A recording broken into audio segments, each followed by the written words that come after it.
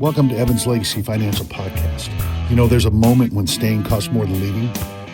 Most people feel and stay and keep an exit. Burning the ships isn't about courage.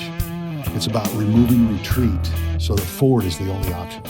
These conversations aren't about outcomes. They're about decisions that make going back impossible. This is Burn the Ships. Good morning, everyone. Welcome back to the Evans Legacy Financial Burn the Ships series. I'm really excited today to have Caitlin Marvaso. Is that right, Caitlin? Is that how we pronounce it? Marvaso. Marvaso. I always butcher the name. No worries, So so do I. today's theme, I want to a little bit. Today's theme is about giving the body a voice. You know, Caitlin shares how grief led her to discover something most people never confront. You know, unprocessed emotion. That doesn't disappear; it stores. So we're gonna go into that a little bit. So I'm just gonna dive right into it. Can you share a little bit about your story when grief hit you? What did your body know before your mind did? Thank you so much for asking. Super happy to go into this story. Well, so grief is a big part of my life and my story, and my the first experience with grief happened when I was really young. So my brain hadn't even developed enough for me to understand what grief was, what death was, what loss was, what all these big feelings are. I was about 3 years old, and my father passed away. And he was very sick through most of the first 3 years of my life. He was very sick while my mother was pregnant with me. She was taking care of him. He passed of cancer. She was going to the OBGYN for her pregnancy and also taking him to go get his radiation and chemo in the Mhm. same day at the same hospital right here in Santa Cruz. So, raised by a mother going through a lot, losing the father, the protector, provider archetype of the family, and then it was just my mom and I. So, feeling or initially, what the baby does with the mother is it attunes to the mother. So if mama is happy, if mother is at peace, if mother is enjoying her life, the baby feels that and the baby develops in that way. The baby's brain develops in that way. Absolutely. But if mother is grieving, if mother is scared, if mother is not sure how things are going to work and she's got a broken heart, the baby kind of connects to that. The baby attunes to that. So something really interesting with me is that growing up, it wasn't only realizing that my life is different because I don't have a dad, but it was different because, my mother lost the love of her life and I love her, so I could feel her sadness. And it wasn't until I was probably about 28, 29. So way later, right? As a teenager, I was very angry, very angsty, very confused, lots of emotions that I don't know how to deal with, but I wasn't able to identify it. But when I was 28, I went through a divorce and it kind of triggered all of this loss, all of these emotions that had been living in my body. So it wasn't until 28, 29, 30 that I really started my grief journey and like trying to uncover, my own. I never got the chance to grieve this loss. And it's much different because it happened at a much younger age. So I Well, actually, go I'm ahead. gonna I'm gonna interject something really quick because I'm seeing here this difference between a broken home from divorce and a Mhm. broken home from a death of a parent. That's Yes. a big That's a broken home either way you look at it, but Yeah. people deal with those things in similar but different ways. There's a lot of different type of pain going on there. So, and Yeah. you're talking a little bit about Yeah, it is. And you know what, though, is that it all is under the umbrella of loss. it. And grief is because of loss. Exactly. Usually it's always because of loss. So it's still under that umbrella. But yeah, and usually to a child that loses a parent, whether the parent was neglectful, abandoned, emotionally unavailable, if the parent is using drugs or alcohol and choosing their addiction over their child, it still translates to the child as loss. It's still loss. It's all, and then that the child kind of receives it in that same way. There's still this abandonment feeling. There's still this rejection. So even though I was in a divorce that I was the one leaving, I still felt the loss and it still rattled this part of me that I had never felt before. And, in my story, I'm a member of Alcoholics Anonymous and I'm sober and in recovery. And it was during that time where that pain got rattled, that stored emotion, that's when my alcoholism really, really took off. So I wasn't really like always an alcoholic. I think it was always kind of in there, but it got really ramped up at that time. Well, Um, it becomes the alcohol itself, and you and I share a similar story in that way yeah, of recovery, right? Is the alcohol itself isn't the problem. It yeah, becomes the solution to, and we're going to go into some of the solutions that we can turn to rather than that of numbing absolutely, out or releasing absolutely. or that. So do you believe, and I'm going to kind of go into, the body keeping score here, you know Yeah, what I yeah, mean? yeah, And so do you believe absolutely. that most people are living disconnected from their bodies? Absolutely. I do. Unfortunately, but that's most of my clients, most of the people I work with that come to me, they're experiencing maladies in the body, but they think it's in their mind. Like grief is in the body, it's not in the mind. Anxiety is in the body, it's not in the mind. But most people, like I've had clients say, I feel like I'm just a walking head and I have no body. I don't even know what this thing is. I don't know how to use it. I don't know how to connect to it. Men and women alike for different reasons. So I absolutely think that. As far as feelings go, even being a teenager and being such a deeply feeling individual, and I don't know if it's because of, being raised by a mother that was like really expressing her emotions because she couldn't help it. But I remember that first experience of like, oh wow, this makes me feel less. It numbs all the sensitivity of being such a deeply sensitive creature, I remember it kind of just turning everything down and being like, "Oh, that's so nice." Right. At first, right? Yeah. No, Yeah. my first was at 13, or 12 or 13, and I found a bottle of Chivas Regal. Uh-huh. And I went, it was nasty, but you know what? Almost immediately I Yeah. felt this calm, Yes. and it became my solution. Now we're Yes. going a little bit about you do Yeah. yoga and meditation. These are the clients you're talking about. These are Yeah. some of the survival tools, not hobbies that you teach your clients. So Definitely. how much suffering is actually unprocessed emotion? I was just talking to a woman the other day, um, and she was saying how she's feeling so much anxiety and not allowing herself to slow down. And this is one of the biggest symptoms. It's fight, flight, freeze, fawn. And Mhm. fawning is something that a lot of us do, which is where we might be going through a huge life transition, a huge trauma, a huge change in our lives, and we end up speeding up our life and doing more, more, more, more, more, more, filling our life up, never stopping, go, go, go, go, go, go, go, go, go, so that we don't have to pause and feel, so it doesn't catch up with us. Exactly. Right. So I think that it's a huge thing, and I think people are very afraid to slow down so that they can actually feel. And that right there is one of the greatest life tools. And I like that you said tools and not hobbies, because it's a skill and a tool, and we're always fine tuning it. Greatest tool is to be able to face your uncomfortable feelings and sit in them until they pass, because they always do. Every feeling has a beginning, a middle, and an end. Well, I tell people this, and because and one of the things that I do in my business is like when I did real estate or whatever, I say, do not make any decision based on emotion, based on feelings, because feelings aren't Are facts. not that.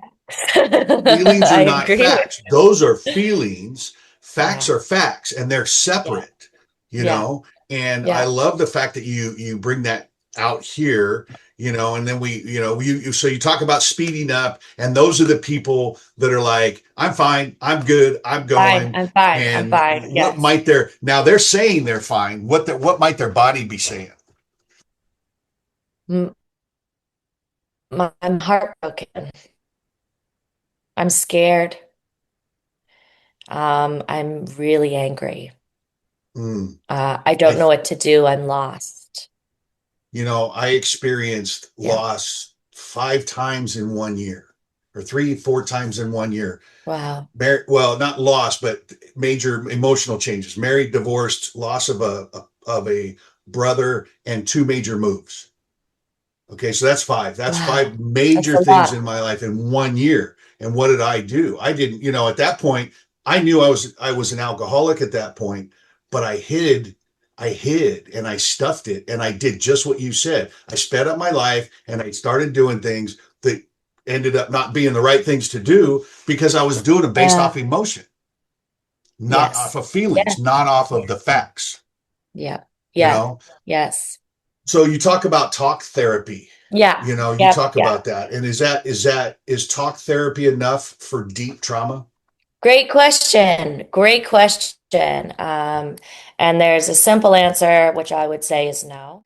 But I have a much longer explanation as well. And, you know, that was I actually ended up back at master's and I did holistic counseling psychology because I wanted to have a more holistic approach on looking at the psyche and understanding like what is happening in the mind and the body. So I did it offered a somatic approach. And everyone's always like, what's the word? What does somatic mean? And all it means is mind and body. It's mind body connection, which is what we're going for. This is, oh, we don't want to leave the body out. You don't want to leave the mind out. You need both, and you need them to be connected.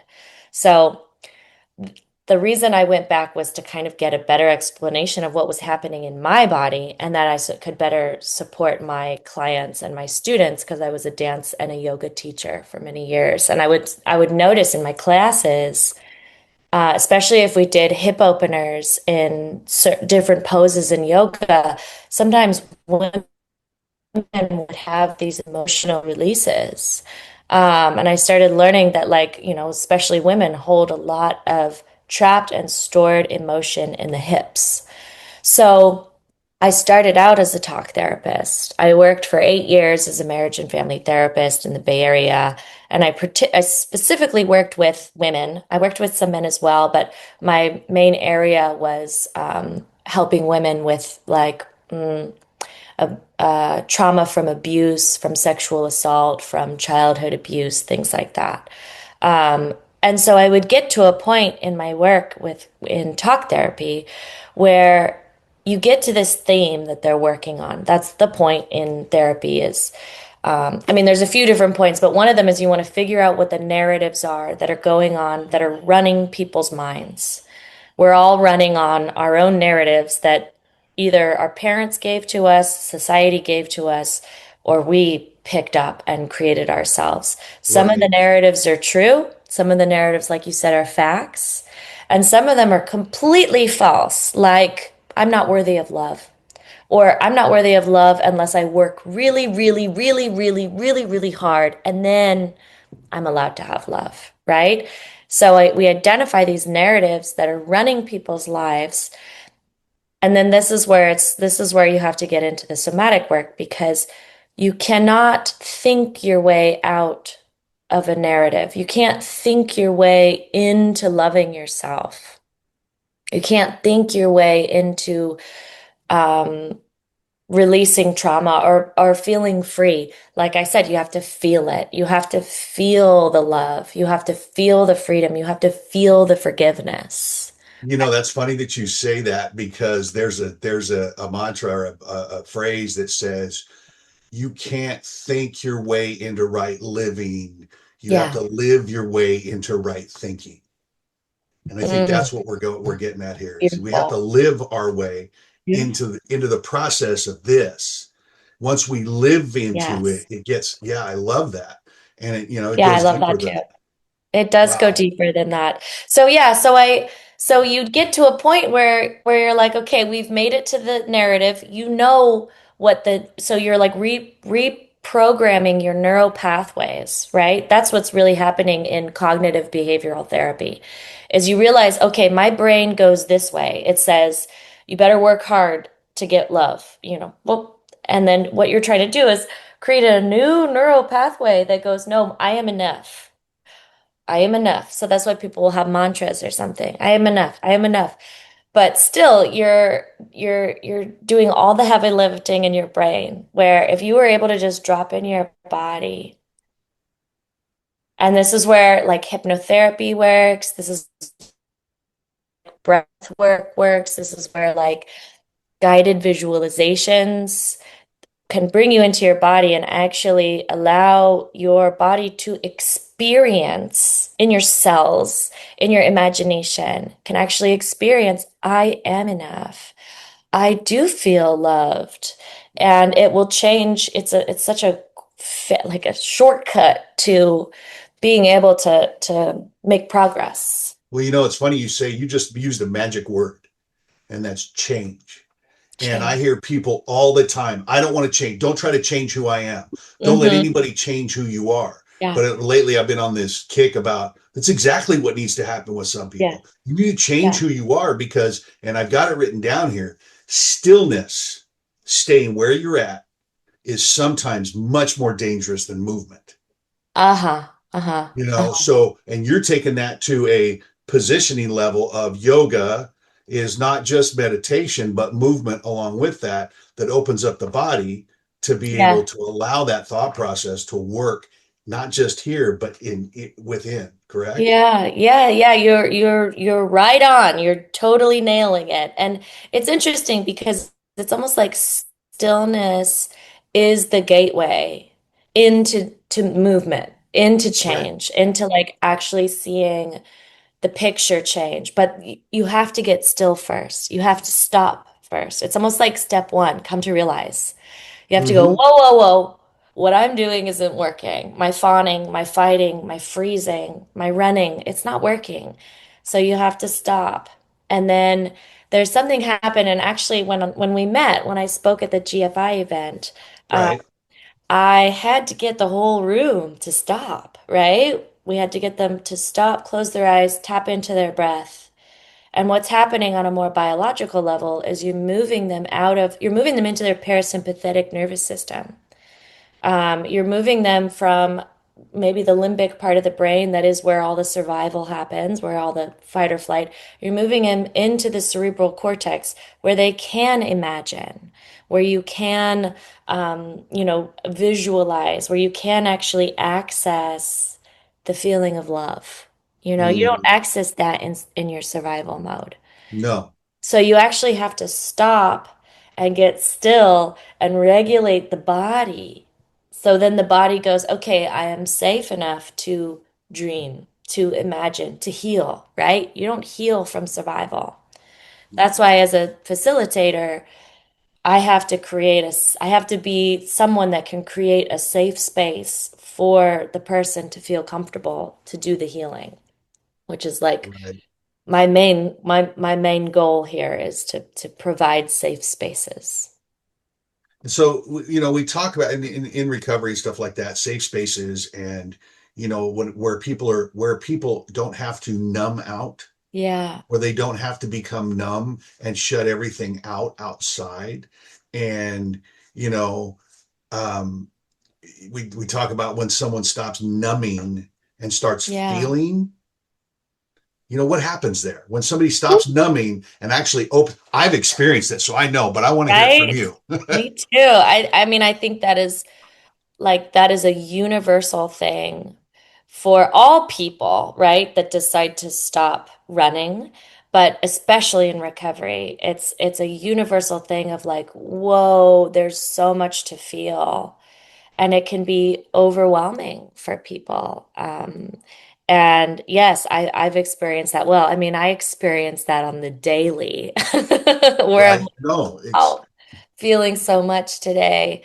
And sometimes it's helpful to have a coach, a therapist, a mentor, a friend, to have help. I mean, I'm a firm believer that none of us heal alone. I mean, you're healing alone in your own experience, but it takes community. We do it together, Absolutely. right? Absolutely. That's why we need the community of we have to do it together. And sometimes there's too much feeling, there's too much stored. This is where this is where you start to see depression, anxiety, panic attacks, insomnia, vertigo, all kinds of strange ways that overwhelmed emotion can manifest. And I look at it like a tea kettle that has the lid on it and it's overflowing, and the body just can't handle so much. And that right there is why addiction,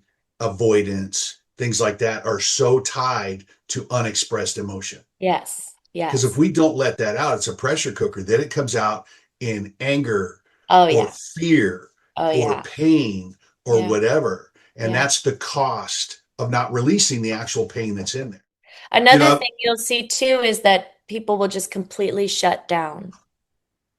And that's one that you hear about a lot, and that one makes me really sad. It's like it's just like completely shut down where you like it's gonna take some work to turn the body back on again. And that I have a lot of clients where we're doing that work together. But to fast forward, the other thing that I see and talking about recovery, I've heard people say before, people don't change. What you see is what you get. And I don't believe in that in the I slightest. don't either. I don't either because all I see is change. And I think it can happen really fast when someone is ready. And I'll describe it as like when the fruit is really ripe on the tree, it pops right off and it's ready to go. So if you've got something in you that's ripe and you just need a little bit of help, a little bit of guidance, a little bit of program, sometimes it's like really easy to make that change. And Uh, you say the word program, and everybody's like, "Oh my God, program!" No, it's it's a program for yourself. Yeah, It's putting yourself on a regimen of doing A, B, C, and D, and then yeah, you go back to A, and you do it again the next day, and then yeah. you. That's why we do it one day at a time. Because if we tried to do it all, if we just stretched it all out, we got to do it day by day. Ugh, Has to be it, done day by day. it's so much more relaxing to do Yeah. one day at a time and not to do things like, what's your 10-year plan? It's like, to be able Right. to do it one day at a time and to have the faith that I'm doing the right thing and I'm going to be okay. I heard someone say in a meeting once that um, grace is the gift from God when you have faith. Mm-hmm. It's exactly right. Yeah. That's exactly right. So, we talk about living our lives, right? Now, I Yeah. want to ask the listeners out there, are you living your life or are you replaying your parents' nervous systems? Are you, Oh, right?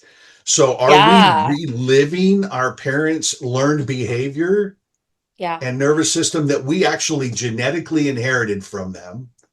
Are we going to let that carry on Absolutely. or are we going to break that cycle?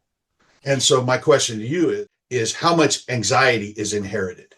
Yeah, that's a great question. And there's a little saying I have that goes with this. And I absolutely think that most of us, a majority of us, are living the inherited narratives, the inherited nervous systems, the inherited values, beliefs, diseases, disorders, dysfunctions.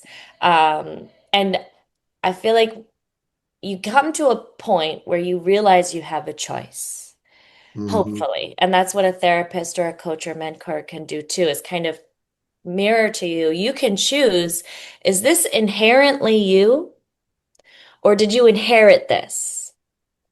That's And a if good you inherit, you don't have to, if your grandma dies and she sends you inherit this ugly antique couch.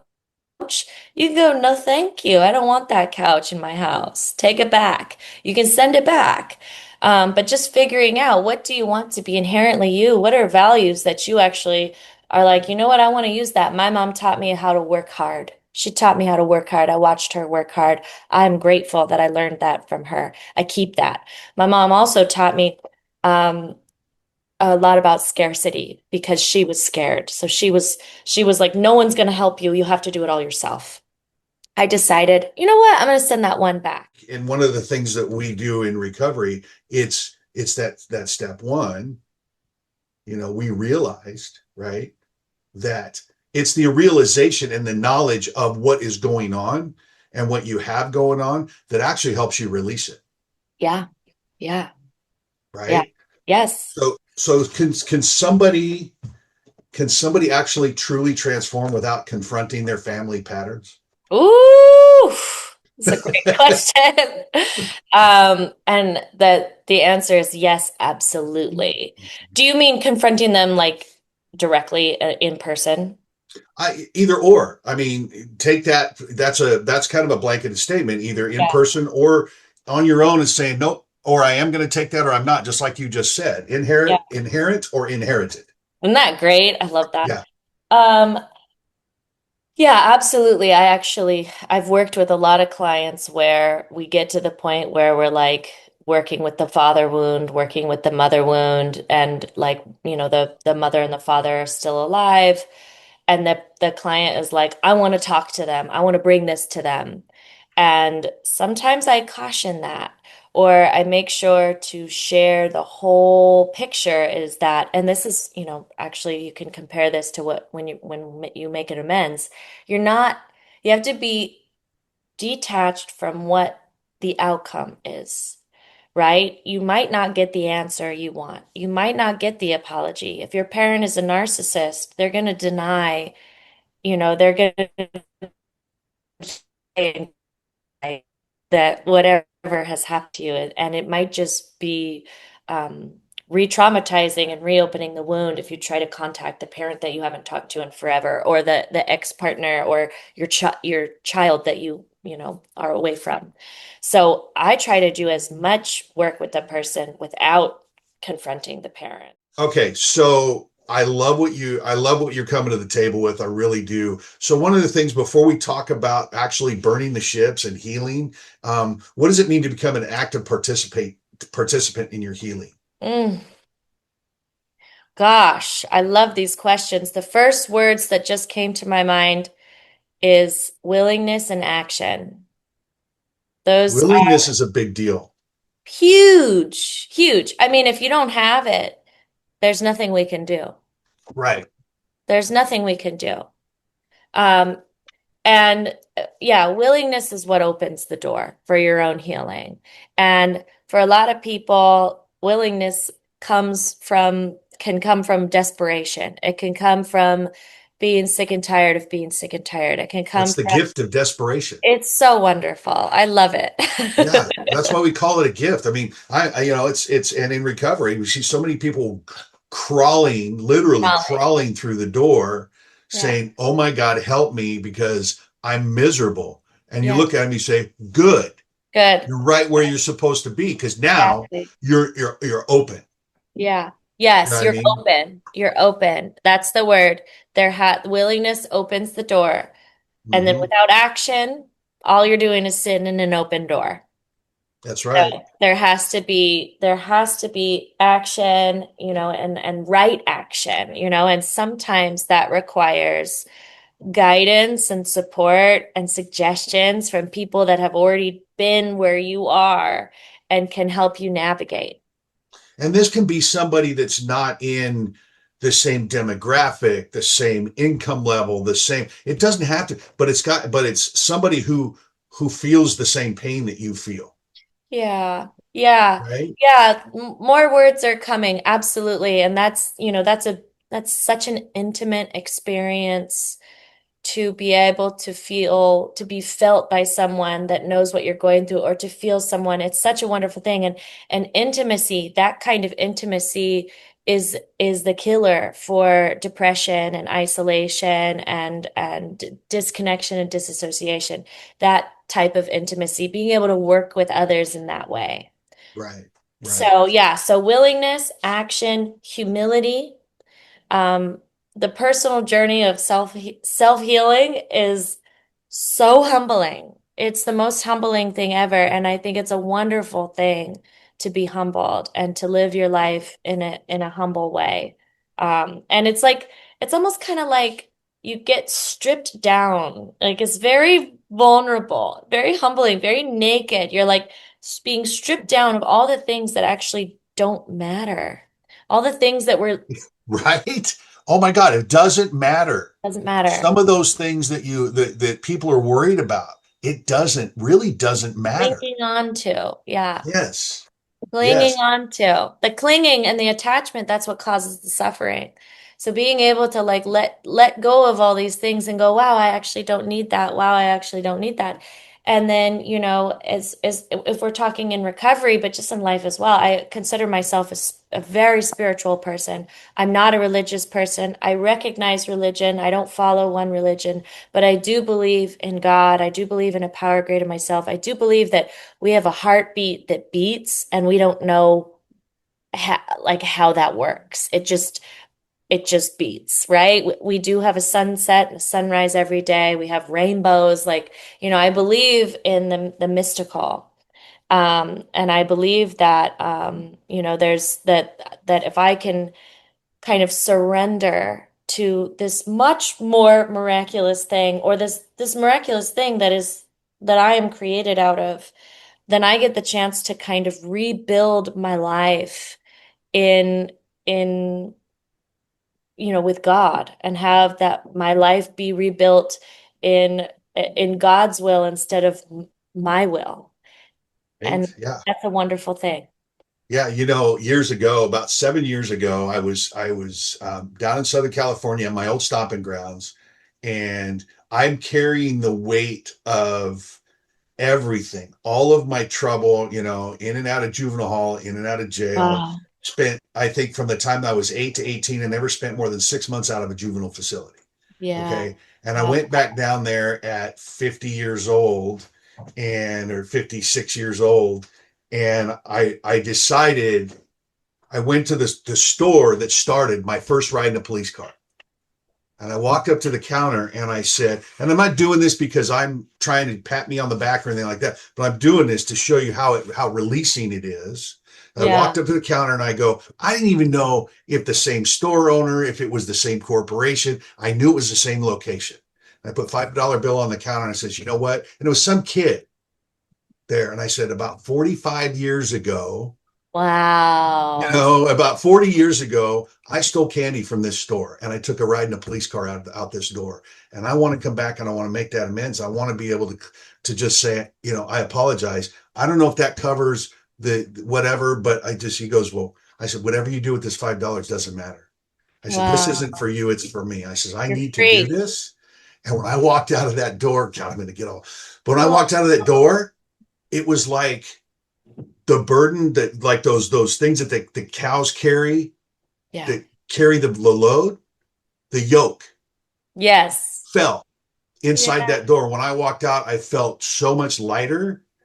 I Yeah. felt, and immediately after that, I became a notary public. I became a real estate agent. Now I'm licensed in 2 states to sell insurance and Wow. financial products. So it's like sometimes we have to just walk into it and say, I don't know why I need to do this, but I know I need to do this. Yes, You know what I yes, mean? yes. You freed yourself. That's so beautiful. And it's almost that in itself to me is a spiritual experience It absolutely is. because you felt it.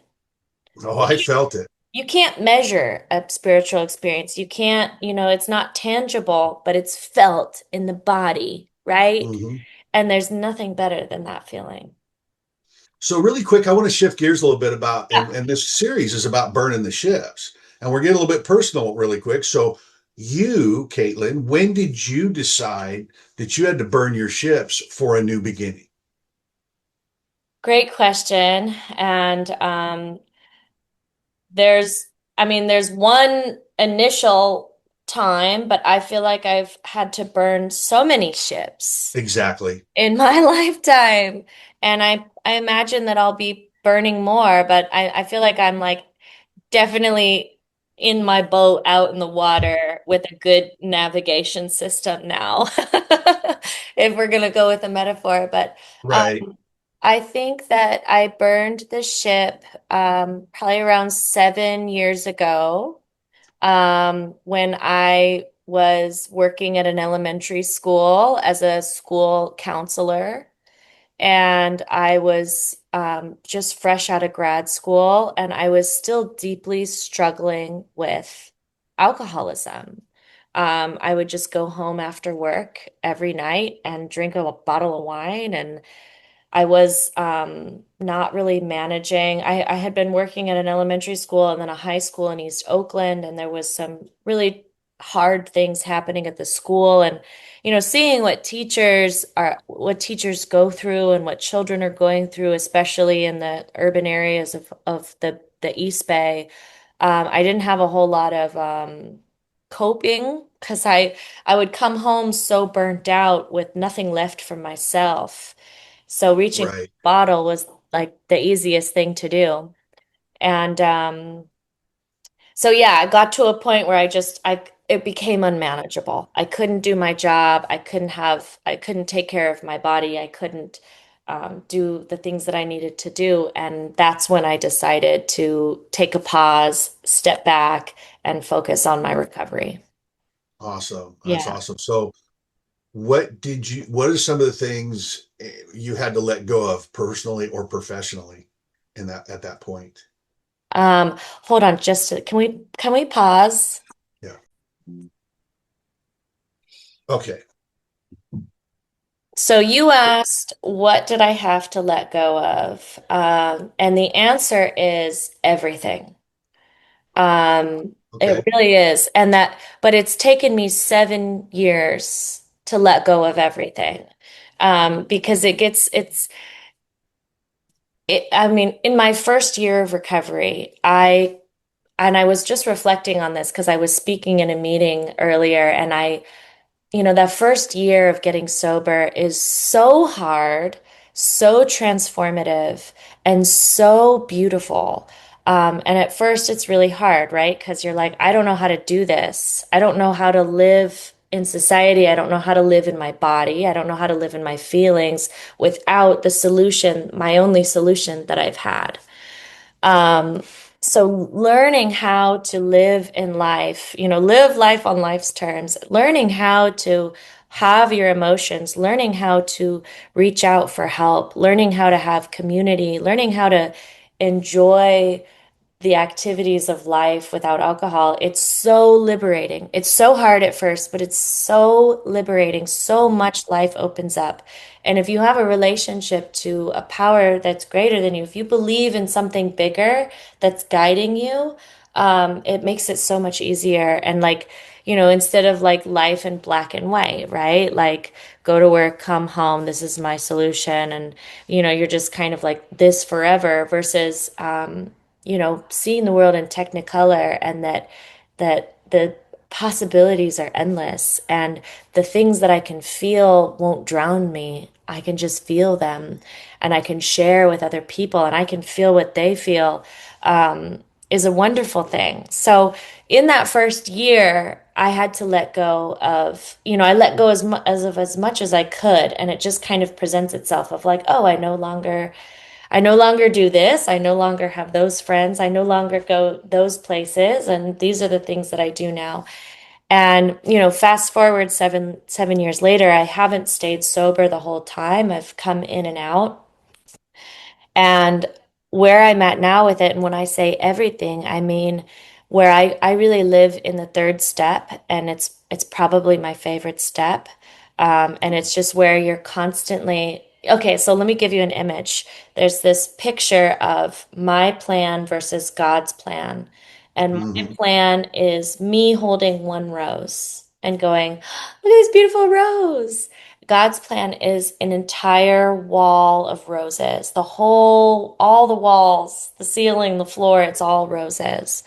And for me, when I'm living in the third step, where I'm handing my life over to God, especially as a healer, a facilitator, a guide, where I allow I allow the healing. I don't like artists, healers. I feel like artistic, creative energy, healing energy comes from the universe. I don't think it comes from me.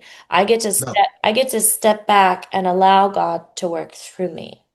And that's how I prefer to work. It takes me off the hook. It's like, it's not about me. It's not about me at all.